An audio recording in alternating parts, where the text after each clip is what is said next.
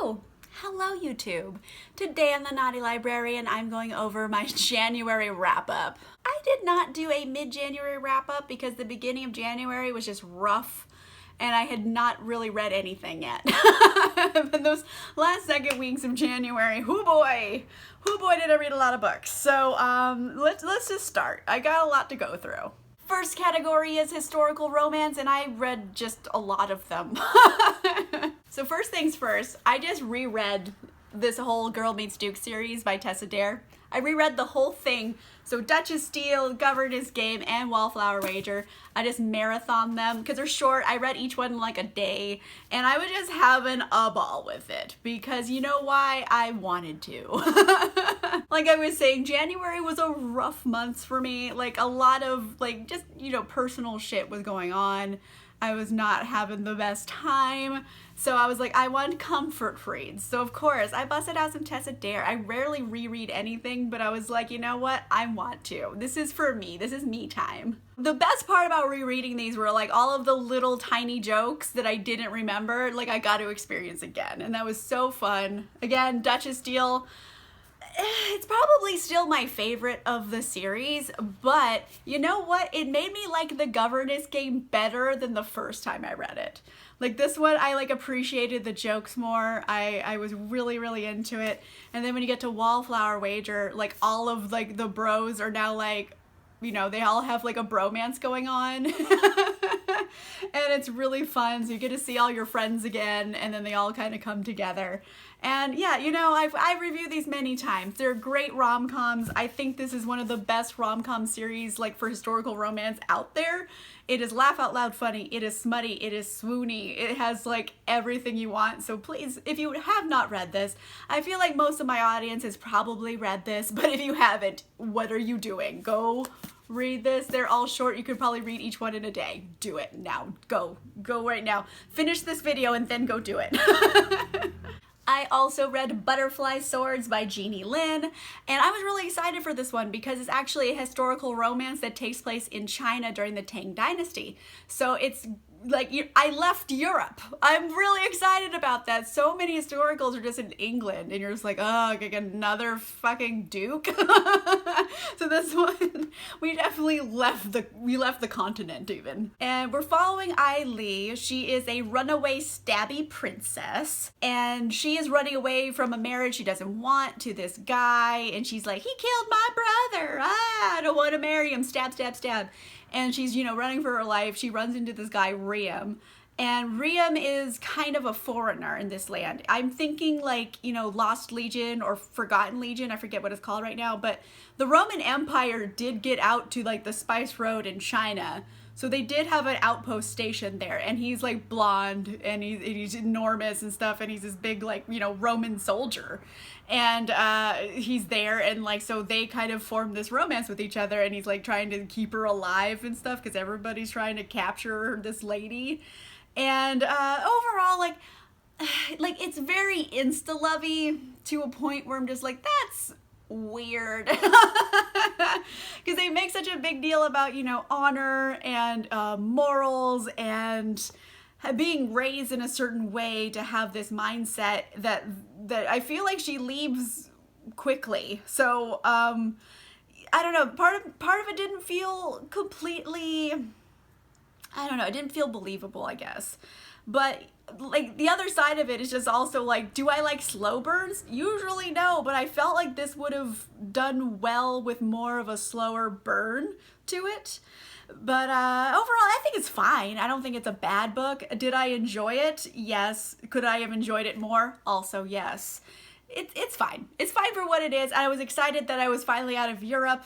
But yeah, it's very insta-lovey, and that's like kind of my main beef with it. I also read The Perks of Loving a Wallflower by Erica Ridley, and I genuinely enjoyed this. Like, is it perfect? No. Like, I'm being honest here. I think I gave it like 3.75 stars, so I rounded up to 4. We're following like this Winchester family, right? Each book is like a different sibling, and they're all like adopted, and they're all kind of rascals, and they like get into trouble, and then like kind of thieves and stuff. Like, they're all kind of like rapscallions. And we're following Thomasina in this one, Tommy for short. and Miss Philippa York. Philippa is a blue stocking. She wants to, you know, be with her female companions and read books and be bookish. She doesn't really have a lot of, I don't know, she's not horny for marriage, essentially. She comes across as very demisexual, so I don't know if that was the intended representation in this book, but she feels like a demisexual person because she doesn't really experience sexual attraction to someone until she has like an emotional connection to them. So I'm thinking demisexual rep. Now, Tommy's an interesting character. I feel like Tommy is very gender fluid. Tommy knows that she is biologically female. She's fine with being female, but like also sometimes she wants to dress as a man and act like a man. She's kind of gender fluid. Like some days she feels more masculine, some days she feels more feminine. She wants the best of both worlds. It's like kind of these two misfit people finding love with each other. And there's also like, you know, trying to take down the man, and there's a lot of like zany disguises and stuff and heists. So it is very action packed and everything. And I did enjoy it. I don't know, there was just like some X factor that was just not there. I do want to read the previous book of this series, the first book, because that one has like an art heist in it as well. And I feel like having that bigger foundation before jumping into this one, the X factor might have been there essentially. So it has a lot of things that I really, really like. I would want to read more books in this series. Because, you know, the zany, like, rapscallion Winchesters, I'm interested in them. Like, what do you do? What's your story? Tell me more. So, I like it. I didn't love it, but I definitely solidly liked it. 3.75 stars. I also read Duchess by Day, Mistress by Night by Stacey Reid. And this one, I'll be honest, rough start. I was not into this when it first started out. However, when you get kind of going and you're into the middle of the book, and I'm like, okay, like I got back into it. I was like, okay, rough start. It's picking up some steam here, and by steam, I mean like, oh my word, is this smutty. This is Georgiana and Rhys. Georgiana, she's a dowager duchess, and she's kind of lived her whole life with this like sense of propriety about like what she's supposed to do, how to be a good duchess, etc. And then enter Rhys Tremaine, and she needs to find secrets. And Rhys is like a secrets broker. And he's basically, he can find out whatever you need on whoever you want to know things about for a price. He's kind of like black market secret finder. And she basically, it starts off with a missing servant. She's like, what happened to her? I think she disappeared. Something bad could have happened. I need to find her. So enter Rhys. And like Rhys has made an intense amount of money. Rhys doesn't need any money. Rhys is very wealthy. The only thing Rhys doesn't have is, you know, an entrance into, the ton, essentially, society. And he wants that for his sisters. He has all these sisters. He wants them to, be in the ton, make a good match, have a good life. He wants to, like, have that for them. So this is what he needs to do. He's like, oh, Georgiana's a duchess? I get it. They kind of, like, have this, like, thing where he's just like, okay, you could, like, introduce my sisters and stuff. But, like, also there's, like, an attraction between them. And they start to have an affair with each other that's very smutty. Oh, my word, smutty, smutty, smutty. Smutty, smut. And by like the middle and the ending of the book, I did get really into Rhys. I liked how like rough and tumble he was. He's a bit of an anti-hero, I would say, but like overall has a sense of like justice. So I do like him a lot. In the beginning, I did not like him at all because okay, here's an example. Like he's like, oh, society will never accept me. I'm not one of them. And, he thinks because they're snobs. And honestly, yeah, he's right. They are snobs. However, he's also in Georgiana's house and he basically says, hey, why don't you show me your vagina? Like, I'm paraphrasing, but like, and she slaps him, as she should. And he's like, wow, I wonder why society doesn't like me. It's like, well, maybe because you went to someone's house and asked to see your vagina, you fucking weirdo. So honestly, rough start to this book. I was like, oh my gosh. And then like eventually it started getting better, where he dropped the, hey, show me your vagina to like line of talking to her. And I was like, yeah. And, they have love with each other and like, how are they going to be together? She's a duchess. He's like a mister. He's not nobility. So how are they these crazy kids gonna work it out? I don't know. That's like kind of the crux of their relationship because they're having like a torrid affair, but like on being a secret, and you know, that doesn't ever bode well for a relationship. So again, rough start. Did not like any of the characters in the beginning. By the middle, I was like, okay, like, I'm liking it now. So just keep going. If you read this and you're like, wow, this is bad, it gets better. It's pretty good. By the end, I gave it 4 stars. I also read the sequel to Duchess by Day, Mistress by Night, which was The Earl in My Bed by Stacey Reed. And this is it's an episodic series, so they're related stories, but they're not, you could read one and not the other, and it's fine. And this is Georgiana's friend, and basically this is kind of like a second chance romance. This is drama and secrets and betrayals. Georgiana's friend, I don't know why I can't remember her name right now. I just read this. But anyway, friend lady, right? She married this Marquess when she was like 16, and then like he abandoned her. He hasn't been around for like 6 years. And all of a sudden, like, he had a near-death experience. He's like, wow, like, I should have an heir. Like, he's kind of reassessing things in life. So already you're just like, ugh, this fucking guy. But there is a lot of, like, drama in their past. And, like, her father was not a good guy, essentially. And, like, blah, blah, blah. Secrets, lies, betrayals. And they're like, hey, like, let's give it a go. Like, let's try to make this marriage work. However, it's too late at this point. She's like, really, after 6 years, now you want to have a marriage? Like, I wanted to divorce. I thought you were coming here to say you wanted a divorce too. Like, can we get a divorce instead? And he's like, oh my gosh. So, you know, it's them trying to work on their marriage, essentially, and also trying to, you know, get over the past. It's a whole thing. I didn't like it as much because it just has so much drama in it that's stupid. Like, stupid drama, you know what I mean? Like, drama for the sake of it. However, pretty smutty. It is a little bit of a slower burn romance, though. There's a lot of smutty bits, but not, like, all of the smutty bits until, like, you kind of get closer to the end of the book. But, yeah, it's a lot of drama. So I think I ended up giving this, like, 3.25 stars, rounded down to 3. But, yeah, not as fun, but it's fine. It's a fine book. I read it and I didn't hate reading it. So there you go. Next category is contemporary romance, and I read 2 of them. I read All the Feels by Olivia Dade. And you know what? Overall, I kind of was a little disappointed in it. I know, right? I am so bummed out about it. Like, I hate it? No, I think I gave it like 3.5 stars. So it's fine. It's a little bit above average, but like, there was some major missed opportunities in this book. We're back into this world. These are all actors from this like Game of Thrones-esque TV show. So we're following Alex. The TV show is based on like Greek gods and stuff, so he played Cupid in the show. And then you have Lauren, who's kind of hired to be his minder because he gets himself in trouble. He needs someone to like keep track of him, essentially. So enter Lauren, and then they kind of form like this really cool friendship with each other. So it's definitely a friends to lovers story, which I love. I did like the progression of their relationship, and so that was great and everything. However, I felt like the smutty bits let me down a bit because like they made this whole big deal about Alex like really being into stories. Like he writes fanfic on the side, and he was super into like stories involving something that rhymes with legging. So I was like, oh, he's gonna get legged silly in this book, ain't he? And like he doesn't. He never gets legged once, and I was so unhappy about it.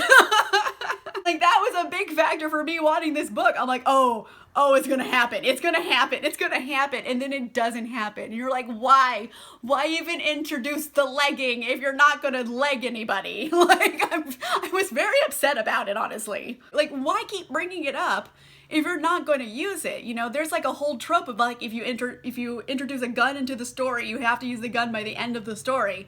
And like, they introduced the legging and didn't use it. And I was like, why introduce it then? Like, why? It definitely gave me reader blue balls, but it's fine overall. Like if I wasn't expecting that, like I think I would have not had the disappointment factor here.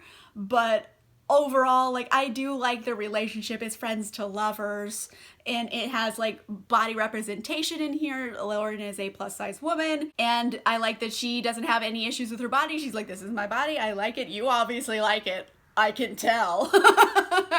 So, you know, it doesn't have anything about her being insecure. She's just like, yeah, my body's great. If anyone else has a problem with my body, that's their problem. So it's definitely a vibe you don't always get in romances when you have plus size heroines. So I do appreciate that. I do like friends to lovers. I like all that stuff, but like no one got legged in this and I'm bummed out about it like to this day. I also read The Singles Table by Sarah Desai, and again, like it was okay. I think I gave it like 3.5 stars again. There's nothing wrong with it. There's just nothing wow about it either. So this is like a Grump Sunshine romance. So you have Jay, and he is like former military. He runs like a security firm now, and he's grumpy, like la la la, whatever. He meets Zara. Zara is just a tornado, and she's a lawyer. She's kind of obsessed with celebrity. She wants to get into like, you know, celebrity law or like entertainment law.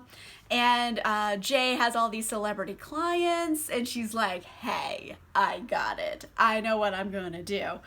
How about during this wedding season, I'm gonna find you a babe. Like, you're gonna be so happy. Like, I'm gonna get the perfect woman for you, and you can introduce me to your celebrity clients. Like, it's win-win. And for some reason, he agrees to this. And of course, you know, they end up together instead, obviously. And I do like that it's another kind of friends to lovers romance. They do have time to form a friendship and care about each other before they get into smutty bits. And I like that quite a bit. They are opposites attract. And, you know, in the end, I felt like there was this big B plot that kept getting brought up throughout the book. And it ended up not, it just wrapped too quickly, you know what I mean? Like, I kept like expecting this B plot to have more of a like satisfying finish to it. I mean, it becomes an A plot in one part of the story here, but, you know, like, it's basically a big law case, and I was like, oh, I wanted more chutzpah out of it. I wanted more oomph, and I didn't get it. So, you know, that was kind of like, oh, well, I wish there was more there. Also, like, there was some, like, I don't know, like, they brought up certain things and then didn't do anything with it. And part of me understands it as a literary choice, like, hey, there was this problem, but just because you're in a relationship now that you found love, etc., it doesn't make the problem go away. So, like, I understand that literary choice, except for the fact that they never talked about it again in the book. So it makes me feel more like a plot hole than it does a literary choice. So I don't know. Essentially, Zara has like a bad relationship with her mother, and like you only see one scene of it in the whole book, and then they just never talk about it again. So it's just like, why put it in if you're not going to do anything with it? So it was like that kind of, where like I feel like there's some plot holes here that needed to get filled in. But do I hate this? No, like it's fine. I had a good time with it. It's not like the best thing I've read, but it's not bad. So it's 3.5 stars. You know, it's an average book. I had a good time with it in general.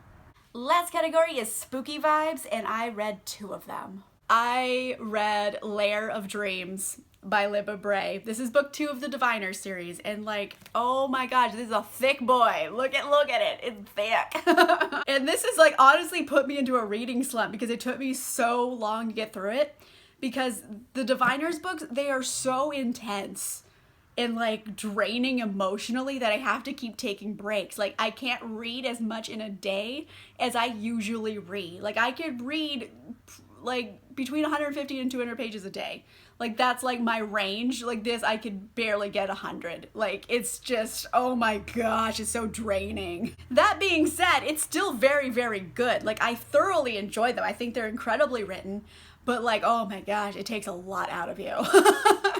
Basic idea for the series here is that it's 1930s New York, and we're following these group of people, and they all have magical abilities, and they're called the Diviners. Essentially, they need to come together to, you know, save the world from a supernatural threat that now has been mentioned in 2 books of the series.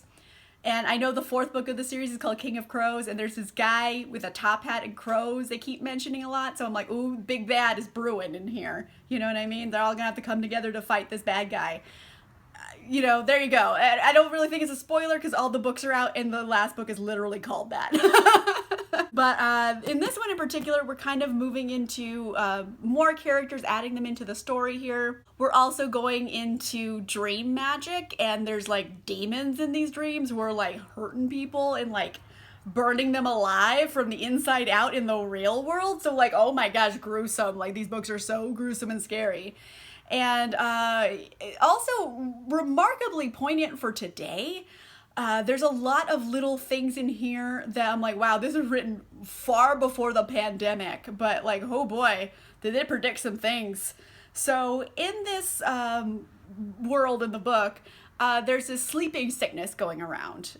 Basically, people are falling asleep and they cannot be woken. Obviously, it's because demon, but they don't know that. They call it the sleeping sickness. However, it originated in Chinatown. So people are calling it the Chinese sickness, which like, oh my gosh, that happened in 2020. We're dealing with racism, we're dealing with, you know, the Klan, like we're dealing with eugenics. That was like a real thing that people thought was a good idea back in the 30s. There's a lot of just general historical horrific things that like are scary all on their own, and they're interwoven into this as well with the paranormal elements. So it's like you have this setting of just like, oh my gosh. However, like I said, it's emotionally draining to read. Our like main heroine here is Evie, and like she is just self-destructive to the point where you're just like, ugh, again. However, like I like that the book never tells you this, it shows you this, and like the reasons why she's so self-destructive is also shown, not told. So like I feel like I really understand this character very well. And none of them are necessarily good people. I kind of like that they're all messy and anti-heroes. However, you know, reading like emotional trauma and then demons and then carnage for like 600 pages, it takes a lot out of you. So yeah, it took me like a whole like 5 days to read, which is like way more than it usually would have taken. And it was just like, I had to keep stopping and just like recovering after reading something in this. So yeah, am I gonna finish the series? Yeah, but I have to like emotionally prepare myself. I ended up giving like 5 stars or like 4.5, I rounded up. Because like there was some bits in here that I'm like, you could have probably did that a little better. But like overall, it's just like, wow, it's a lot to get through, but like it's worth getting through. I also had my first DNF of the year, and that was A History of Wild Places by Shea Earnshaw. I don't know what to tell you guys. I went into this fully wanting to like it. Like there was some cool things going on. Like how far did I get in this? Like I read 140 pages of this. Like I read a fair amount of the book. And like every time I wanted to open it up again and start reading, like I couldn't make myself do it. Like I just didn't care, even though I know like there's nothing wrong with the book, essentially. I'm the problem here. Like I feel for the right reader, like this is gonna be a great thriller and like mystery, and people are gonna get really into it. I don't think there's something wrong with the book. I just don't gel with the writing style, and it is not fun for me to read. And I was like, how is this happening? And then I remembered Shea Earnshaw wrote The Wicked Deep, and I literally DNF'd that for the same reason. So I feel like it's official at this point. Me and Shea Earnshaw just aren't gonna mesh reader and writing style. It's not gonna go together, because I literally DNF'd her other book, which is wildly different than this, for the same reason, which was like, you had a story that was cool and you stopped telling it. Now you're telling me all this other bullshit that I don't care about. I just don't care. I don't care about anything that's happening. And like, it's not that it's poorly written. I feel like it's like she put a lot of like vibes into this book. It's creepy, it's spooky, but like I could not be forced to give a shit. It's more of a it's not you, it's me situation. I just don't vibe with it, but like I do feel like it has value and people would like it. Basically, you know, there's a creepy cult in the woods, essentially, and like people are disappearing, and then they have to get found by other people. Like, there you go. Creepy cult in the woods is kind of all you need to know. And that's what it's about. It kind of gives you M. Night Shyamalan vibes. And did I like skim the rest of this book to see if like it would pick up and I would get interested? Yes, I did. Honestly, it makes no sense. I'll just leave it at that. Mind you, I can't give a full review on this because I skimmed. I did not reread the whole thing, but I'm like, that's stupid. Like, like the big reveal is not the best reveal. I feel like if I would have read all of that to get to that big reveal, I would have been like, fuck you. I would have been even more upset. So I'm fully glad that I like quit when I did. All right, so that does it for January. I did end up reading quite a lot of books. There was also my Drunk Classics and my Blazing Bodice Rippers book of the month. Mind you, those have already been reviewed in other videos. I'm not gonna re-review them. But yeah, in the end, I ended up reading like a fair amount of things, but January was rough. Like I haven't like really had a book that like, wow, you hit it out of the park for me, except for the Tessa Dare books. And those are rereads, so they don't count. I already knew they hit them out of the park for me. So fingers crossed February is gonna do me right and I'm gonna have some like 5 stars in there that I'm obsessed with. We'll find out. Let me know in the comments down below, how was your January? Did you read some good stuff? And if so, what did you read that you loved? Or hey, if you read something that was like, wow, this is bad, let me know in the comments down below. If you like this video, make sure you give it a like. And if you want to see more videos, make sure you subscribe. And I'll see you guys soon.